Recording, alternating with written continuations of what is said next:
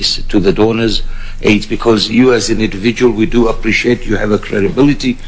What about the system? How would you convince the donors to that effect? And what other challenges you may face in order to convince the donors? Thank you, Dr. Abdallah. Personally, I believe that IEBC has not been sufficiently transparent on how they use the funds, and $80 per vote is exorbitant. If, for instance, there are comparative figures that are way below the figure that our election costs, one of the things the Commission should do is to learn from those entities. How do they do it? And I think our way of conducting elections are such that it is concentrated during the voting process, during the nominations and voting, as opposed to ensuring that most of the things that need to be done are done during the process rather than culminating into the event. Namely, issues of civic education and ensuring that people have their civic rights clearly identified and known to them, and that choices create 5 years of contract with the leaders and so on, should be a continuous process. Civic education being waited until the year to the election or during the election year does not give sufficient time, and therefore create a rush to spend money on matters that would have been progressively done. There are offices right at the constituency level of IEBC. What is their work? The issue of civic education should be a continuous process undertaken by the permanent staff that are based in the constituency, so that it's not costed as a separate item, as if it is just the election time that people should know their rights. Civic rights have to be known throughout, and people should be able to know what they're going to do during that period or during a by-election and so on. So I believe that with the structure IEBC has, it can cut down to its cost substantially, because it has to use its networks. It has the county coordinators, it has constituency coordinators, it has a staff at all these levels, whose functions appear to be seen during electioneering and during events like it was, voter registration period of a particular window of 1 month or something. These people should be feasible. These people should be given logistics to be able to move around throughout, so that you do not have to hire civic education personnel to go and bombard with a lot of information on the people for a limited period which does not last. But I believe when civic education on elections and civic rights are conducted continuously, people will be better prepared to elect the leaders with the qualities that are within the civic education manual. They will be looking for talents and qualities that are specified by IEBC, and they will be looking for more transparent and accountable leaders. Thank you. Mashallah, from your document, we realize that you are very good at research work, and you've done a lot of work for Kakamega, Forest Rainfall, and all these things. Now, do you feel that in this area of your expertism, you are able to correct what has not been done right at the IEBC, and how? Thank you, sir. I think I would bring to IEBC an independent, free of any baggage, and transparent and accountable membership. And I believe with my commitment to a better Kenya, with my commitment to ensure that our elections do not become a Waterloo. In every election we have problems of transparency and arguments of what you call bungled elections and so on. I think we need elections that are devoid of ethnicity. We need elections that do not culminate in a situation where people believe it's a matter of death and life for one of their own to be at the top. The reason, in my own assessment, the major reason why we have to strive to ensure one of our tribesmen becomes the leader of the country is because the rest of us feel excluded in terms of the national discourse during the tenure of somebody else, leadership. This has to come to an end, in my opinion. Anybody coming, and we can make the position of the presidency, for instance, less attractive by ensuring that people are served equally and people are made to believe that they're being served equally. And one of the ways of doing that is ensuring that budgetary allocations are done in a fair way. If, for instance, people see the budget is transparent and regions are being allocated budgets based on their need as opposed to based on the expediency of who controls the budget, then there will be less strife to take the leadership of this country and will not be seeing elections as a matter of death and life. The second thing is, I look forward to a day when Mohammed can contest in Kakamega and Chebukati can contest in Garissa and be elected.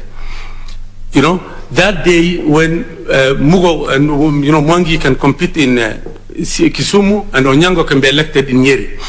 This can actually be realized if we build nationhood. I believe we are a country of nationalities and we failed to build the concept of nationhood into our discourse. We need to build our discourse of nationhood so that we identify ourselves as a nation and so that we do not identify each other as nationalities belonging to certain blocks and certain groups and certain regions. Thank you, Doctor. Thank you. Thank you, Chair. Thank you. Thank you, Dr. Abdallah. I'll now request Mr. Gideon Solonka to ask you some questions. Thank you, Dr. Rale. Thank you, sir. Now, again, in your CV, an application for this job of member of IEBC, your concluding remarks were that in the spirit of according equal opportunities to all Kenyans, including those from marginalized areas like myself, referring to yourself, I look forward to your positive consideration. Now, what is your understanding of this term marginalized? Number two, are you able to distinguish between minorities and marginalized groups as provided under Article 56 of the Constitution and what you are referring as marginalized areas? Maybe we need that clarification in order for us to know whether this is a consideration that should be taken regarding your being here today. Thank you so much, Mr. Solonka. Yes, indeed, I made that statement. My understanding of marginalized refers to areas and, of course, people therein who remain on the periphery of the national development, who are left behind. There are areas of this country to date that do not have 1 kilometer of tarmac road. Okay? There are areas of this country today where women carry water on their backs for 15, 20 kilometers. These are the areas that I refer to marginalized. And the people in those areas are the people I consider marginalized people. With regard to minorities under Article 56 of the Constitution, those are people whose only and major constraint is numbers. They may not be able to compete in a political plurality where the one with the highest number of voters becomes a leader because of their numbers. You know, these are the people that are, constrained by their numbers to compete on equal footing. The Ndorobo, for instance, the El Molo, the Wata, the Munyayaya, the Malakote. Those are people whose numbers may be 1,000 or less, 2,000, 3,000, 4,000. So these are people under Article 56 whose major constraint is numbers. With the marginalized group, their major constraint is deprivation. The fact that somebody somewhere felt that they shouldn't be developed. Okay? They were not allocated resources. They are left to their own, destiny to survive. So they have a relationship because both end up being deprived. Okay? And that's why the Constitution takes them together sometimes. But they are distinct to the extent that the marginalized may have the numbers. They elect their own. But they still remain on the periphery of the national development. Thank you, Mr. Rale. So, in your case, do you consider Garissa County to be a marginalized area, even with devolution? Well, still, yes, to a large extent. Devolution has attempted to address some of the problems, but there's major issues of development still will remain with the national government. Issues of roads connecting towns, for instance. The first, Garissa is the provincial headquarter, what was then provincial headquarter of Northeastern Province. And the first road of 150 kilometers has just been completed, Garissa to Modogashi.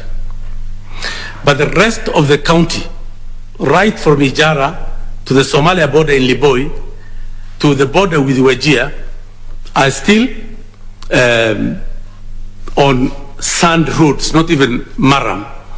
Those are roads that are, well, it's open, but it was those roads that were created by USAID during the 70s. And those are the roads that are still being used. So to that extent, it's still marginalized. What the devolution has done is to attempt to give resources that can be used locally.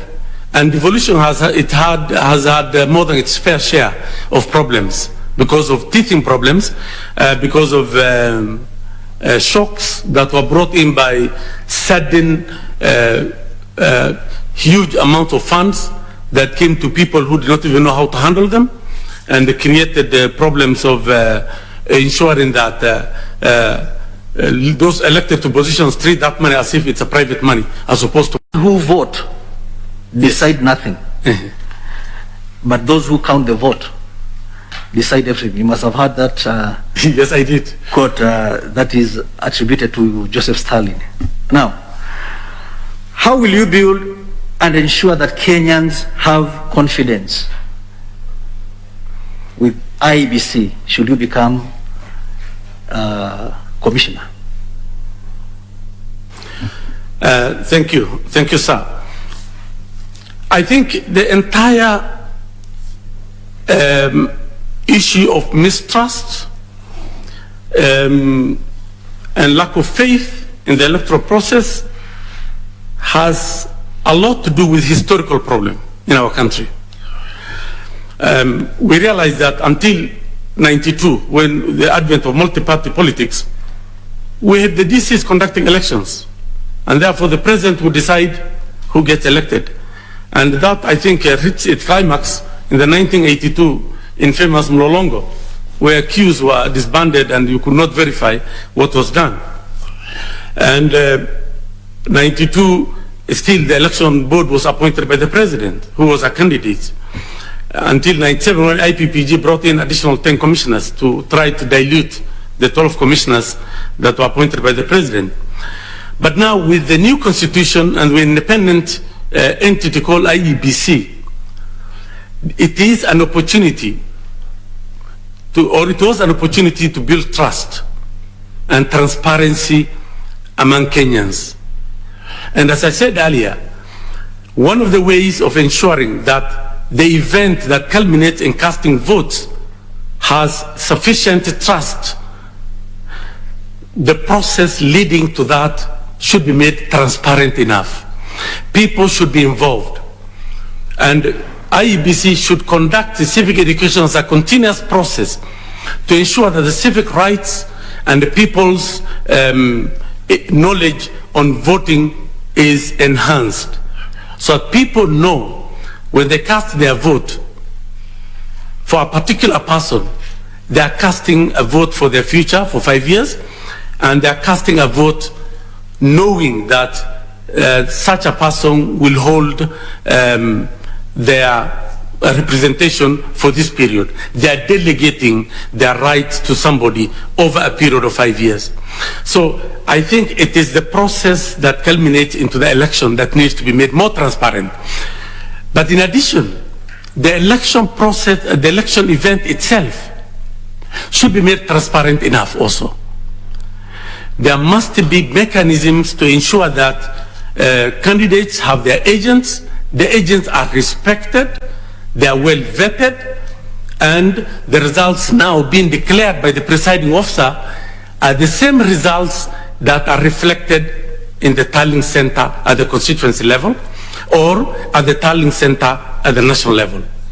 When these are linked and they are traceable with sufficient transparency, I think people would have faith in voting. Is it your case and position that those things do not exist now? Well, they do, but to the extent that people still don't have trust in them, then there's something lacking. There's a gap. If there's no gap, people would cast their vote, and they would be confident that their vote would count. So if people still believe that they still have doubts on the quality of their vote, then it means there's something that's not done, and it needs to be done correctly. Enough. Now, integrity of the voter register is a critical component of free and fair elections. What measures will you propose to be put in place immediately upon you are appointed to enhance the reliability of the register as we go into the next general election? Thank you, sir. Voter register indeed is critical, because if we have 20 million registered voters and we end up having 21 million voting, then the process credibility is already thrown into disarray. So our voter turnout being known, although it varies from region to region, but on average of between 60 and 70%, then you know exactly what you ought to expect. Voter registers should be collated, the one kept at the constituency level, and the one kept at the county level, and the one kept at the national level as a grand register must tally, so that any death level is reflected and addressed, so that the link, and it's through technology, this can be done through technology, appropriate technology that connects the constituency, county, and the national voter registers would eliminate ghost voters, it would eliminate dead voters, and it would eliminate double voting, so that at the click of your finger, the biometric that was used last time, maybe it was because it was the first time being used, we had experienced problems. But if that is properly dealt with, the biometric will eliminate anybody who will have voted at whichever level, so that there's no issue of duplicate voting or people voting with ID cards of dead voters. So I believe that technology, through the use of technology, the issues of credibility of the voter register can be enhanced. Now, regarding usage of technology, what is your comment taking into account that during the last election, one of the main arguments in the Supreme Court was that there was deliberate manipulation of the electronic results transmission system. So, what is your comment on this? Sir, you know, technology is as good as the user. So if the user is not transparent and credible, the technology would fall by the wayside.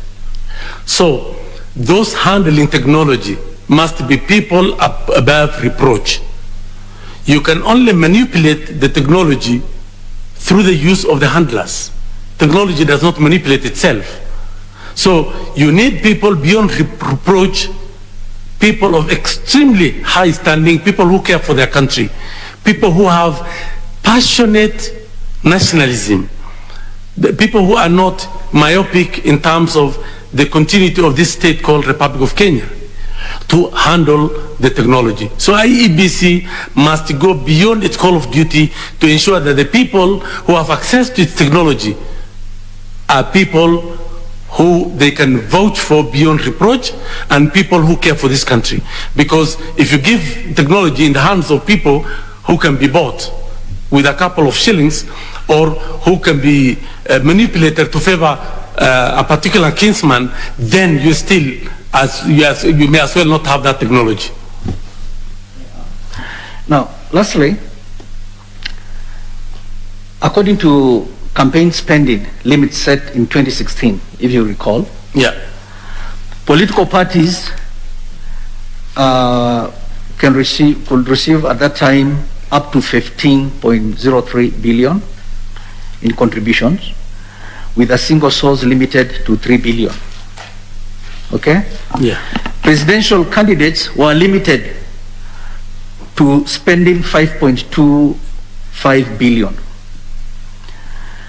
Those contesting governor, senator, women were allowed up to 433 million.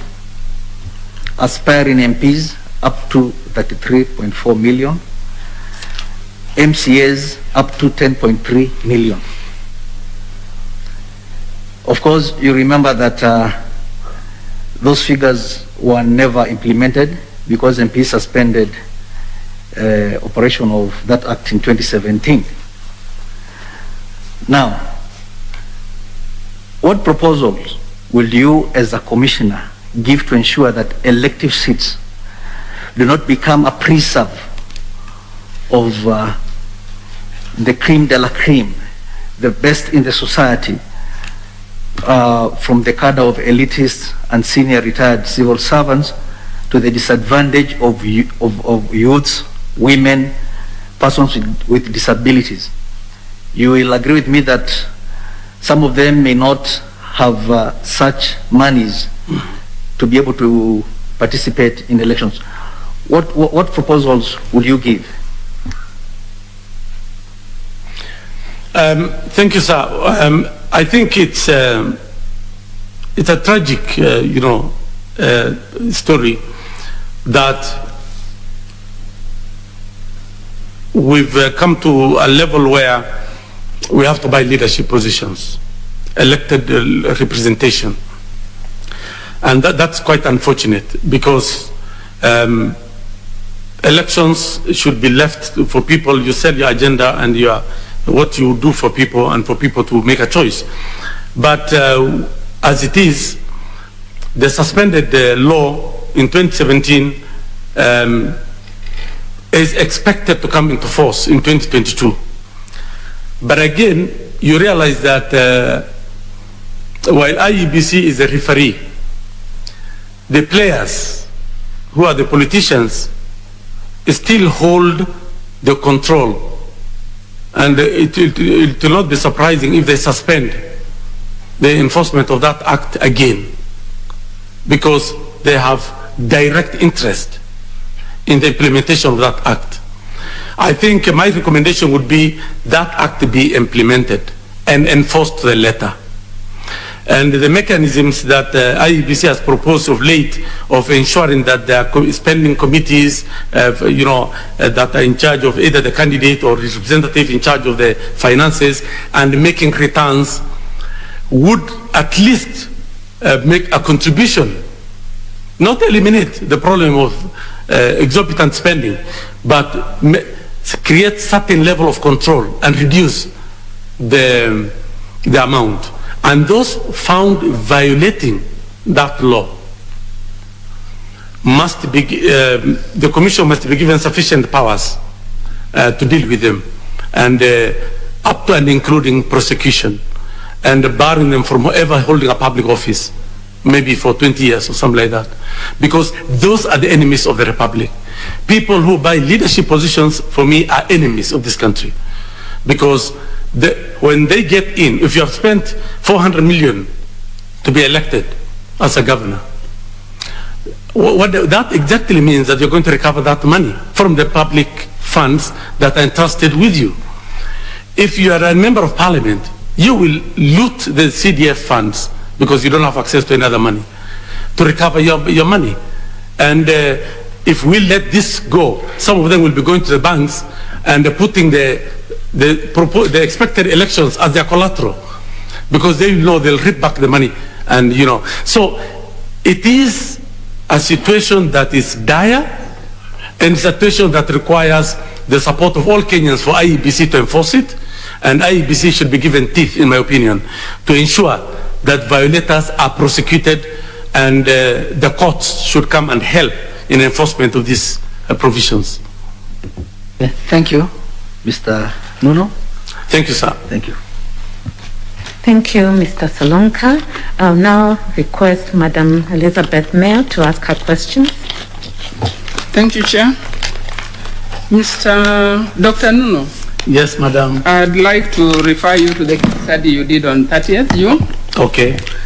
One of the responses you gave to the issue of stakeholder engagement, which ideally you rightfully identified as a challenge, was that the Commission should develop policy guidelines to ensure that stakeholders are appropriately involved in the Commission's calendar of events, particularly leading to the general election. I'm right? Yes, Madam. Yeah, so for you to, if you are appointed commissioner after this process, how would you handle this issue by coming up with a policy document that will ensure that stakeholders are appropriately engaged during the election? Yeah, thank you, Madam Mayor. Given the opportunity, I would start with by engaging the stakeholders before developing the guidelines, to solicit for their input into the expected guidelines, and tell them, we want to develop guidelines to make you participate and be part of the process of the Commission's calendar of events.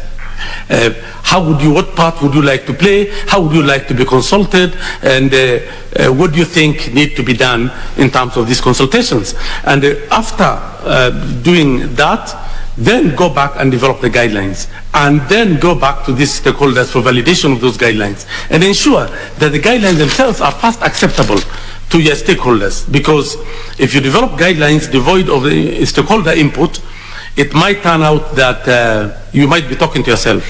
So to avoid that, I would have a participatory guideline developed so that ownership is inculcated into these stakeholders, and that would then enhance compliance, and the stakeholders would play their appropriate role in the Commission's calendar.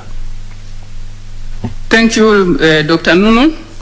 Before you engage these stakeholders, I believe that you would like to identify them first. Correct. Such that you engage the people you know. Correct. Yeah, kindly tell us some of your key stakeholders you will engage in this process. First of all, the key stakeholder is the people of Kenya in their diversity and in their various manifestations. And here I mean the public. the actual, not the leaders, but the Kenyan voter who is at the grassroots. And I would do that through the constituency offices and the county offices of the commission to convene that to the women groups, the CBOs, and so on at the grassroots level. And the self-help groups and so on, the identifiable groups at the grassroots level who represent various households. The other stakeholder are the leaders. And here, the leaders could be community leaders as well as the political leaders. The community leaders would include the elders, the religious leaders, and so on. People considered as shapers of opinion at the level of the community. The third group would be the government officials at the grassroots level, the chiefs, the sub-chiefs, and their membership within the areas that they deal with. The fourth would be the elected leaders, at the ward level, at the constituency level, at the county level. Those are the leaders who seek elections. Those are the leaders who've been either elected or nominated, and they would be the key contenders in terms of seeking support of these people. And once the Kenyan people as the first level of stakeholder is dealt with, the second level of stakeholder would be the supporters of the commission, the donor community and the friends of the commission, if you like. Be they embassies and UN agencies, or be they regional groupings, regional blocks that you think we believe that would have an interest in the commission. The EAC, for instance, the IGAD, and so on. These are stakeholders at the level of friends of the commission. This would be the key stakeholders for me. The other stakeholders would be people that, or institutions that the Commission shares relationships with, in terms of in terms of having their processes either checked or validated, or their budgets passed. And these are the government entities, the Parliament, the Senate, the Auditor General, and all these other entities that are of the national entities that the Commission must of necessity interact with. And of course the appropriate ministries that have also a bearing on the Commission's work come to bear at that point. So these are all the stakeholders, and I would disaggregate them and deal with each category at its level and seek its opinion and input at that level. And at the level of validation also, take back the document. After all, the Commission wouldn't incur much additional costs because of it has already representation at the constituency level and at the county level. So the officials there would do the necessary engagement and necessary validation visits later on. Okay, thank you. So you agree with me that stakeholder management is very, very critical and should be on top of IBC's agenda? I do so, Madam. Yes, if you are appointed today and you are in charge of stakeholder management, I believe all those stakeholders you have identified have got divergent expectations to be met. How Yes. will you deal with a case where you are having two opposing sides and they all want attention from IBC on a particular issue? Thank you, Madam Mayor. I believe that I have a very high level of PR. I believe in consultative and mutually respectful disagreements.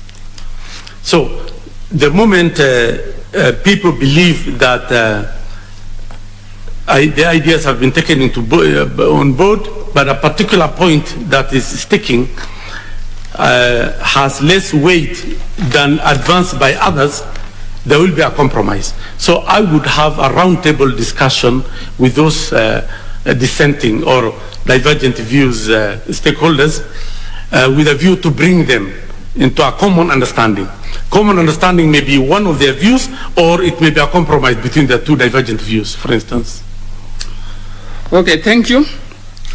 So, after you have identified your stakeholders, I believe that you will be focusing on how to carry out voter education. Yeah? True. Because the electorate must be aware of the electoral process. Correct. Yeah? So, how are you going to effectively do this such that IBC ensures that voter education goes down up to the person on the ground? Very good question, Madam Mayor. Thank you. I think I talked about an election process, which basically, for me, starts from the closure of an election event until the next election event. So, civic education, voter education, and IBC, I saw in my reading that has already a voter education manual, which needs also to be made contemporary and which needs probably renewal. But throughout the process, voter education should be conducted. And it should be conducted using the structures of IEBC at the grassroots level.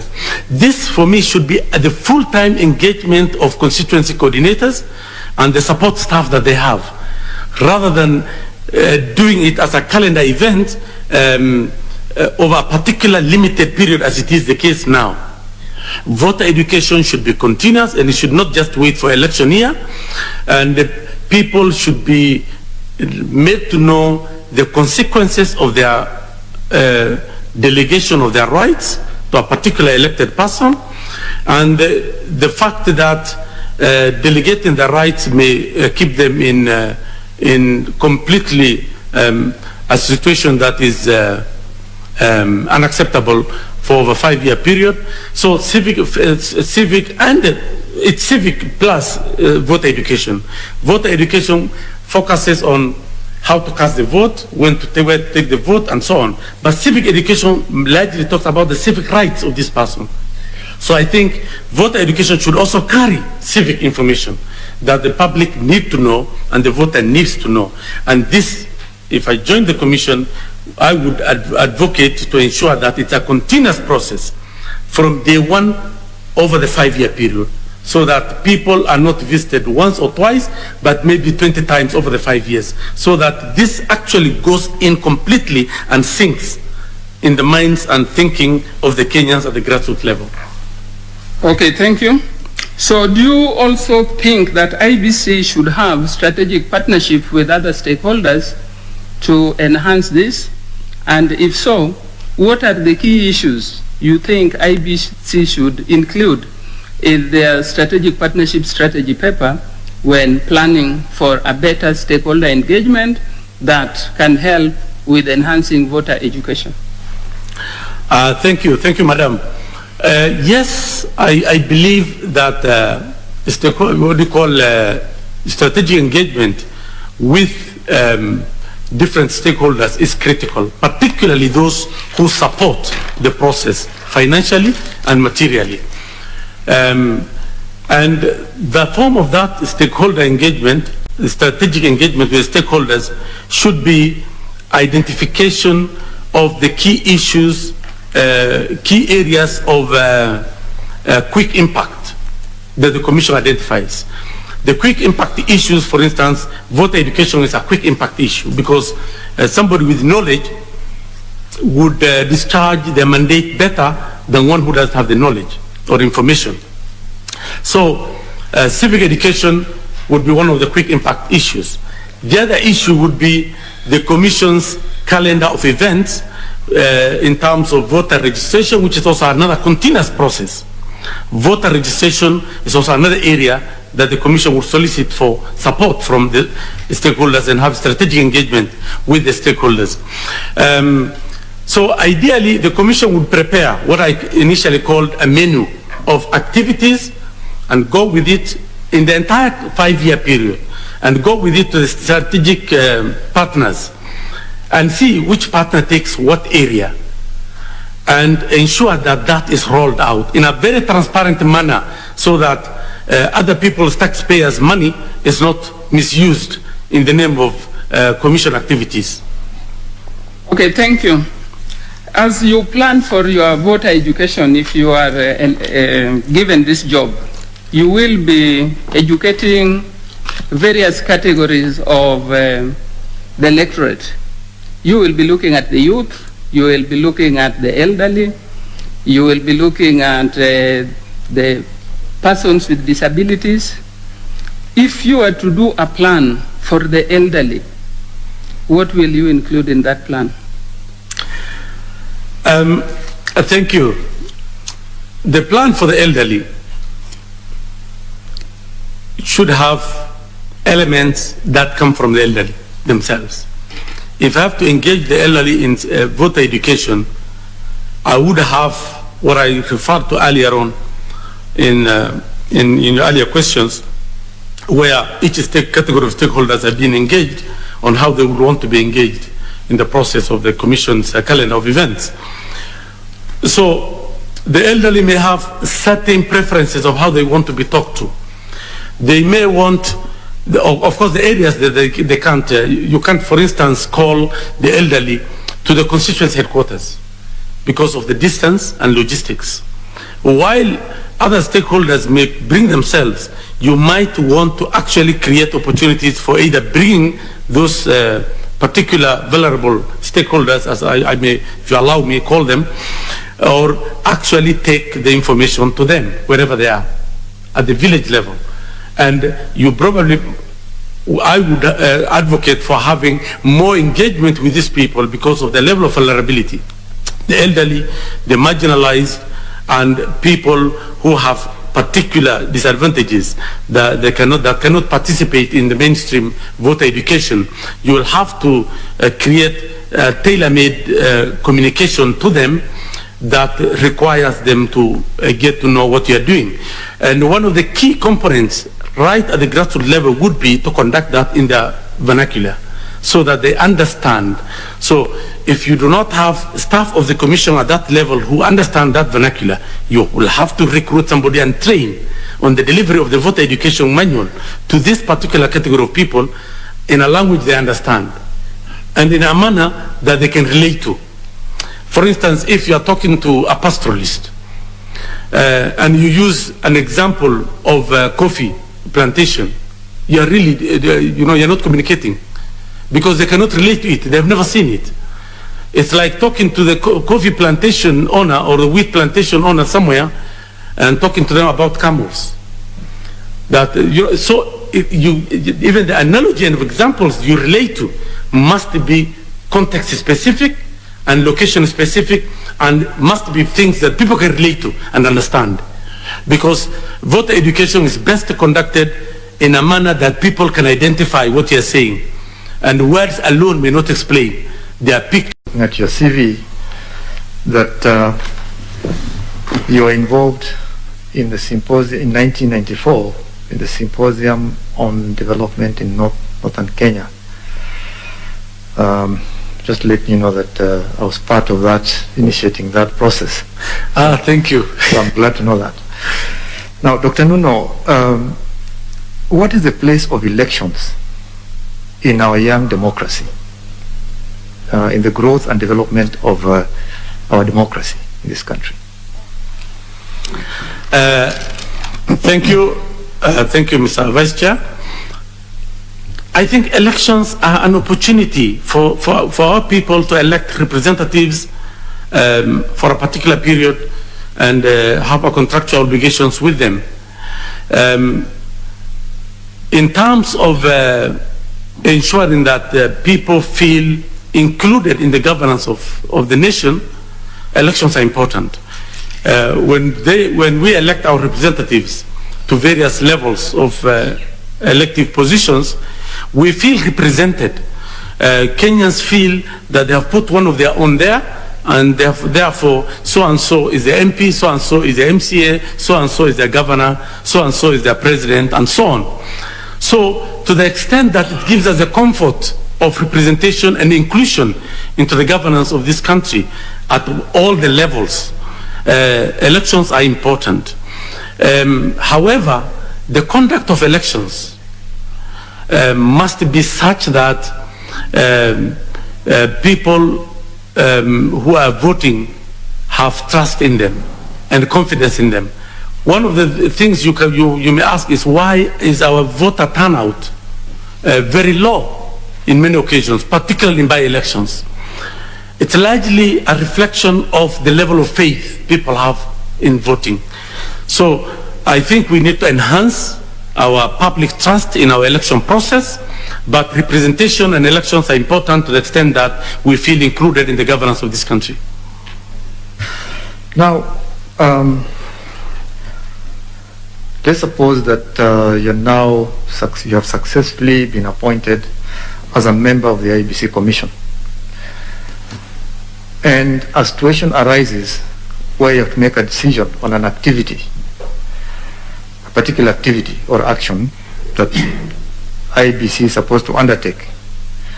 But in your mind, you know that this activity or action, if taken, would completely go against the ideals of the Commission and the Constitution. Your colleagues on the Commission, the other members, are for it. Most of them are for that decision, that activity taking place. What position would you take, or what stand would you take in such a situation? Thank you, Mr. Achoka. I would try extremely hard to persuade my colleagues to consider the country first before anything else, and put the 50 million Kenyans ahead of the 5 or 6 or 7 of them. And if that completely fails, I'm afraid I think I'll just quit. Yeah. Now, talking of quitting, in relation to the IEBC, now, as you know, 4 commissioners quit the IEBC. We only have 3 left. If you succeed in this interview and you go through the process and you're taken on as a commissioner, you'll be 4 from this process that are supposed to be appointed successful. So those who are successful to join the commission. Now, those 4 who are appointed, you'll be among, supposedly you're among them, and you find an atmosphere that is not so welcoming from the other 3. They feel like you're coming in to challenge them and many other issues. What would you do? Would you again quit? No, I think, thank you, Vice Chair. In an institution, in every institution, there must be divergent views. But there's a limit to which these divergent views can be accommodated. If they're in violation of the Constitution, those ones cannot be compromised. But being a new commissioner, I'm going in with clean hands and with open mind. And I believe that I will be persuasive enough for people to see my point of view. And I believe the rest of the commissioners who would, if successful, join the commission, being 4, are indeed more than the 3 who are already there. So I believe that, just like myself, if we were to join, my colleagues would also go in with an open mind and clean hands.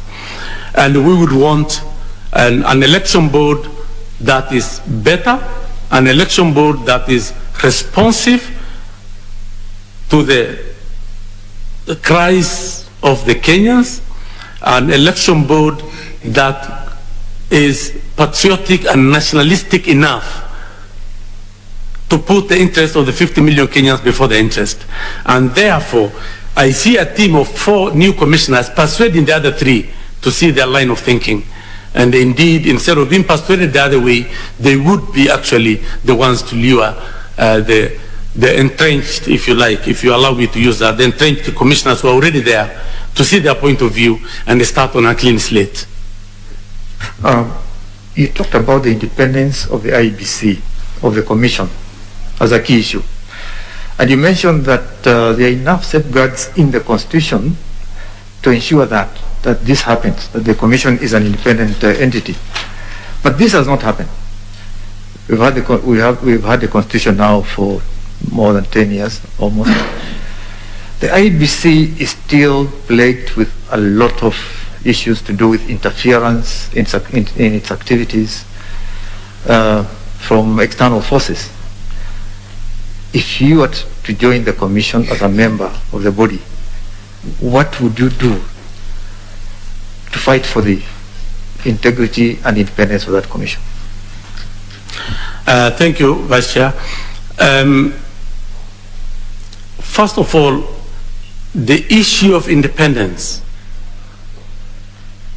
is best felt at the level of resourcing. If you are not financially independent, your independence will always be pulled down. So I think the weakest link in the independence of IEBC today is the financing, where the holder of the purse dictates how much to give, irrespective of the budget and the activities they have lined up, and that creates a problem for IEBC. I think it's important to enforce the financial independence of IEBC. Secondly, independence of any institution is as good as the independence of the individuals running that institution. So the commissioners must not only be independent, but they must be seen to be independent. Perception is extremely important sometimes, much more than reality. So if commissioners are perceived not to be independent, then the public faith in the process will be reduced, and we'll keep having problems. So I think the IEBC commissioners must come out clearly to change the public perception and create a new perception of independence by not only being independent, but being seen to be independent and behaving in a manner to suggest that they're indeed very independent. If the issue of resources are addressed and the issue of individual personality in the Commission is addressed, then we would have an independent institution that can run its affairs without any reference to anybody, but in the best interest of the Republic of Kenya. Now, financing, you mentioned financing, which is key to the independence of the institution, of the Commission. Financing is controlled by the executive, largely, despite what the Constitution provides for.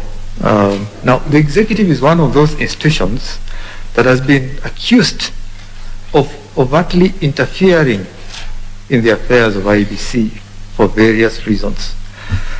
How would you handle this dilemma?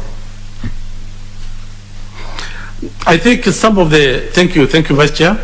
Some issues are best addressed outside the purview of the public, rather than being antagonistic and creating a tension, a dichotomy between the executive and the independent institutions. I'm one person who believes in dialogue and behind the scenes lobbying and persuasion. So the Commission, under its leadership, ought to persuade and give clear, convincing arguments that is even in the interest of the executive to have the entity resourced appropriately with a view to conducting elections that are beyond reproach and elections that are transparent and elections whose outcome Kenyans can have confidence in. Because should the country go up in fire, nobody gets saved. Everybody's in it, including those in the executive. So I think I would ensure and advocate for persuasion, lobbying behind the scenes, and persistently persuading the executive to see our point of view. You have held several leadership positions. In any of these experiences, professional experiences, especially in the various public roles you have played, you said you're in the CKRC Commission and so on and so forth, have you ever faced a compelling, a highly challenging situation that challenged your leadership skills to the maximum? If you have, tell us about it, that experience, one or two, and what you learned from it, and how the lessons you learned from that situation could be transferred to the Commission. Thank you, Vice Chair. I think I would just pick one of them. The rest may have been moderate. I started having the first challenge of leadership actually when I was a management trainee in the bank. And I was put as a loans officer in a position that was very precarious. But the one I want to give to the panel is one that I encountered when I was in Addis Ababa. And I was a director for social and environmental affairs. And I had a director general who was from Djibouti, who was my boss. And Interparliamentary Union of IGAD was financed by parliaments, different, the member state parliaments, through already known contributions. And all of them, except Somalia, who was exempted because of its state, had certain amount of contribution. And countries were not paying. So the Director General would go, and it became a challenge. So by our second year, because it was new, we were the first team, we did not have finances. And I was tasked to go around member state parliaments. And I was tasked to go to Kenya, Uganda, and Sudan. And this was a big challenge because the argument of the parliaments was that we do not see how our previous contribution was used. So I committed to them that indeed the accounts are there and would give them in 2 weeks' time breakdown of what was used on salaries, what was used on travel, what was used on per diem, what was used for rent payment, and so on. And Kenya was the first one to release some money. I think it was 350,000 USD. Then the other parliaments, after the 2 weeks, and we gave them their breakdown, released the money. So this was a challenge. It wasn't my responsibility. I wasn't head of the institution. But I had to step in, one, because my boss was French speaking, and most of these countries were, except Djibouti, were English speaking. So actually, when I came to Kenya and Uganda, we went with him, but in Sudan I went alone. So I succeeded in a situation which was going to actually culminate or was risking the existence of the institution. And I think 2-3 years after our departure, the institution went under. I'm not sure whether it still exists and in what form it exists, IPU IGAD today, but I haven't heard of it again. And I'm sure it's nothing else but funding. But that was a challenge. So by enhancing transparency, by showing these parliaments where the money went, it was possible to unlock and make them contribute as promised. As a member of the Commission, would you foresee a situation or circumstances where an election has to be cancelled, or circumstances where you have to advise the Commission to cancel an election? What kind of circumstances would those be that would lead you to advise the Commission to cancel an election somewhere? Thank you, Vice Chair. Well, I think that's quite a hypothetical situation, but one of the things that can make, first of all, going into elections, if you are definite that the outcome of that election is going to ban the country, it's not worth it, in my opinion. And one of the things that can make that happen is breakdown of the election voting technology, for instance, complete breakdown just on the eve of the elections. Two, could be complete disruption of the voter register. And I think one of the lessons that we need to learn is to have backup systems in place. For instance, in case of the voter register, there must be a remote recovery site where a parallel vote, what do you call, not a parallel, but a copy voter register is maintained outside of your premises and sometimes outside of your seat of domicile, so that should the worst happen, you have a backup that you can simply pull within seconds. So those are the two scenarios that I would see, and both of them should only be informed by the conviction that our wonderful country is on the verge of collapse if we proceed with these elections. Finally, Dr. Nuno, do you foresee a day when Kenyans sitting in their homes and wherever would be able to vote on their phone, just like we do M-Pesa and we send hundreds of thousands of shillings? What about just sending a data, a digit somewhere, clicking and sending, saying that you have voted? Do you foresee such a day? And as a commissioner, if you are to become one, how do you contribute to the making such a day happen? Thank you, Vice Chair. Well, I dream of that day, and I am an optimist. I believe that day will come. The ownership of smartphones, even now as we talk, in the country is so widespread. And I think the only thing we need to do in order to reach there are two things, in my opinion.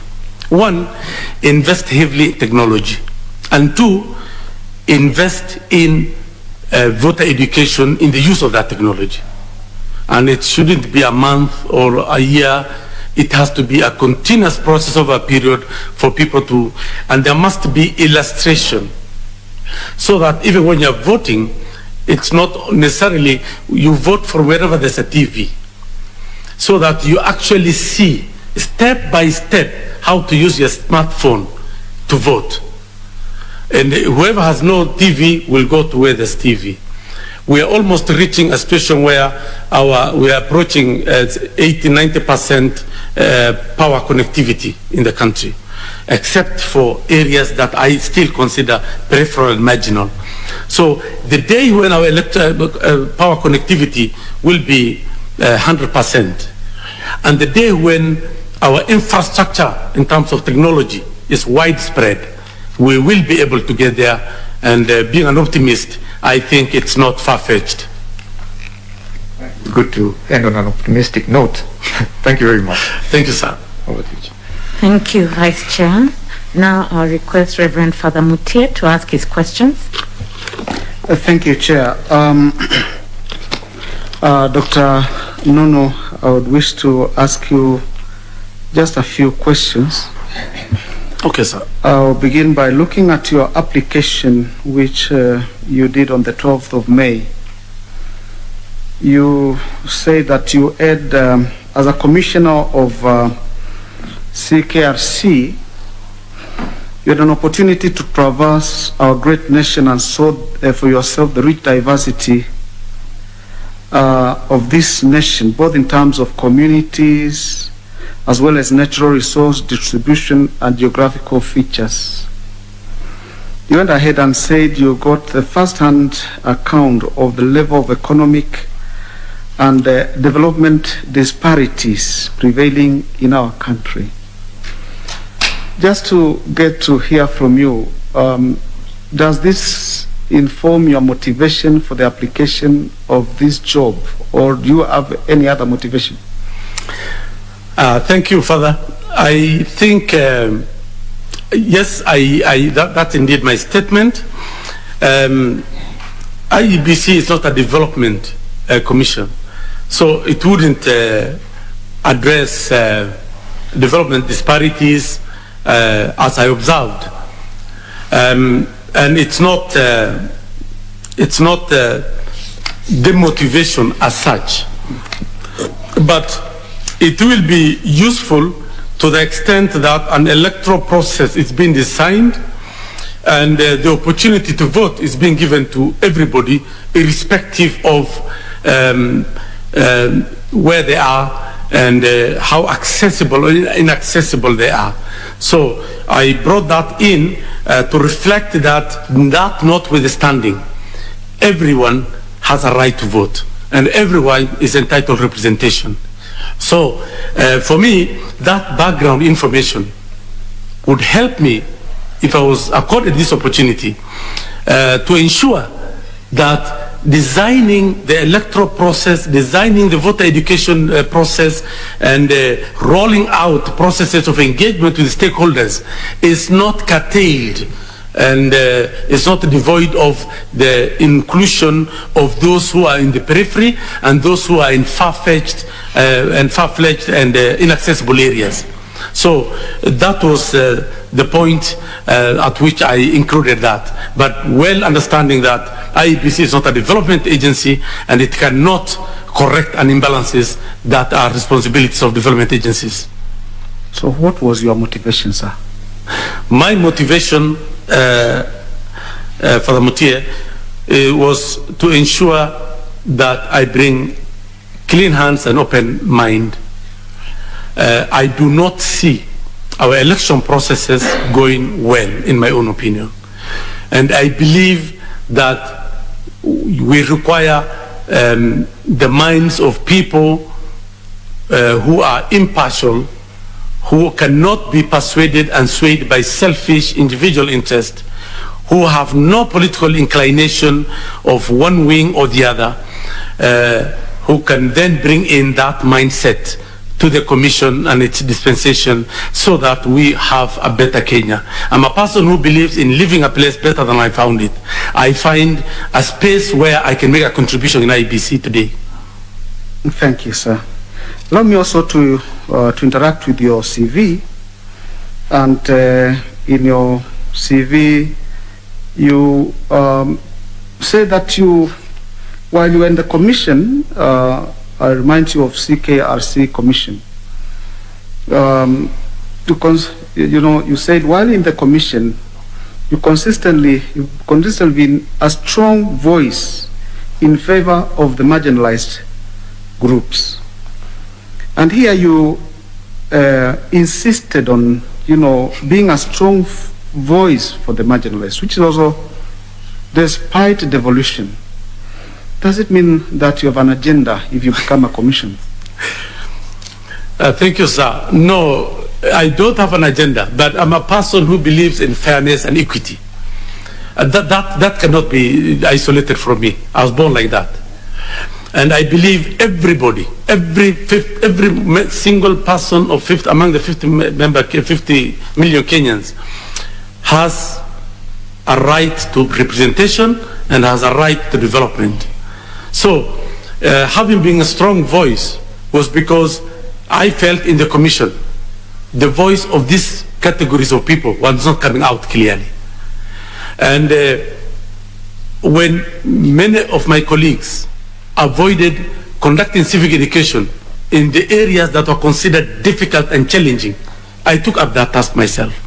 And for 60 days plus, including the month of Ramadan when we were fasting, I conducted civic education from Mandera through Marsabit all the way Moyale, from Isiolo through Marsabit and all that corner. And I went to collect views from areas that were equally challenging in the rest of Kenya. When I went to Elgeyo Marakwet, what is Elgeyo Marakwet County today, to collective views in a classroom and where in a school where people had to be, were expected to come on their own. I ensured that people were actually, those who were unable to come because of distances, were ferried and paid for, through the support of the Commission Secretariat, of course. So I'm one person who's been born like that. I believe in fairness and equity without disenfranchising anybody and without marginalizing anybody. But it has nothing to do with having a mindset that I would favor these people so that they get advantage of others. No, but I believe in them getting the fair share of representation and attention as any other part of the country. And so I believe those in the other parts of the country equally expect fairness and equity from the Commission. So my basic bottom line principle is fairness and equity wherever I serve, and that has been my principle throughout. Thank you, sir. Allow me to ask you another question. In your interactions and work, do you have a track record of fighting corruption? And if so, share with us an experience or two. Well, thank you, Father.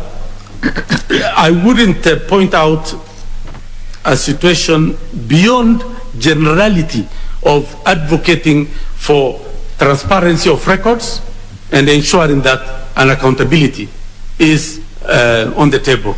Where, for instance, when I was in the CKRC, as a member of the Finance Committee, we would receive the report of the Secretariat periodically and ensure that the monies received and the monies spent are all accounted for. When I was in IGAD, I was responsible for a directorate, and directorate had its own resources, and that also, at that level, I ensured that there was accountable and transparent mechanism. Beyond that, I don't have a situation where I confronted a corrupt practice to the extent that I can attribute myself solely as the person who corrected it. Thank you. Daktari, suppose you were a commissioner of IEBC and a staffer or a staff brought to you evidence that appears credible, showing that your fellow commissioner or commissioners attempted to influence the award of a tender. What would you do? Thank you, Father. I think it is important to appreciate the fact that social diversity is everywhere, and where more than one person meets, while one is solely responsible for one's integrity and conduct, you may not be able to persuade the hearts of others to see exactly what they're doing. But should that kind of event arise, one of the first things I would do is to confront the colleague declines or denies, or I am not persuaded that I have made an impact sufficient enough to deter. Or even if that was accepted, liability accepted, and said, I'm sorry, I did that, but I will not do it again, I would still bring it to the Commission without naming names. And we've done that before, I think, at the level of generalities, as I said before, where we caution each other at the Commission level and say, it appears, or it has been reported that are interfering with the Secretariat's process of doing their work by interfering with the tender awards. This is unacceptable, and this is that's going to be a situation for removal of a commissioner should that continue. So please ensure that you desist from that, and that should never be had again. So for me, the approach would be first the colleague, because it might be misunderstanding, and maybe a suggestion made by this colleague may have been construed to be an interference. But even that, as I said earlier, Father Mutia, perception is more important than reality. If a commissioner is perceived to be influencing, that is what needs to be corrected, even if the intention was not to interfere. So I would try to do that perception level, but if, irrespective of the outcome of that, I would still ensure that this will recur, and it's not, I think, too theoretical. This is a very common thing. It happens sometimes with the board members where I sit, and we just raise at the board level and say, look, some of us, and sometimes you do it collectively, say some of us are interfering with the management in awarding tenders. This is not our call of duty. You know, get out of that. And if you want to continue doing that, get out of the board. So that happens at the level of collectivity, and I would take that approach personally. Thank you, Dr. Nuno. Thank you, Chair. Thank you, Reverend Father. Dr. Nuno, we've now come to the end of your oral interview. Maybe I can give you an opportunity to ask a question or make a comment. Thank you, Dr. Chair. Thank you. I think I would just make one comment and maybe one question. The comment is to appreciate the opportunity you've given me. I think I'm leaving this hall a better person than I came in through your interaction, through your interrogations. I appreciate the opportunity. Again, as I said at the beginning, I believe that you've given me an opportunity to be heard. And for me, that is a very fair and fair opportunity, one of the things that I hold in very high esteem. My question is, I know these interviews are going on until the 22nd. When would a candidate expect final decision from the panel? Thank you so much, Dr. Nuno. After the interviews, we'll be retreating to come up with our recommendations. We'll then send those to His Excellency the President, who would then formally gazette the nominees for this position. So at that point is when you'd actually find out the outcome of the interview. Okay, thank you very much. Thank you. Now, do allow me, on behalf of my fellow panelists, as well as on behalf of the Kenyan people, to express our sincere appreciation for you applying to serve Kenya in the capacity of member of IEBC. We don't take it for granted, so we really do appreciate, and we wish you well. So a member of the Secretariat will now escort you as you leave, and please ensure you get your original certificates so that you go with them. Thank you so much. Thank you very much, Chair. Thank you very much, members. So we will be reconvening at 2 o'clock to meet with the next candidate. Thank you.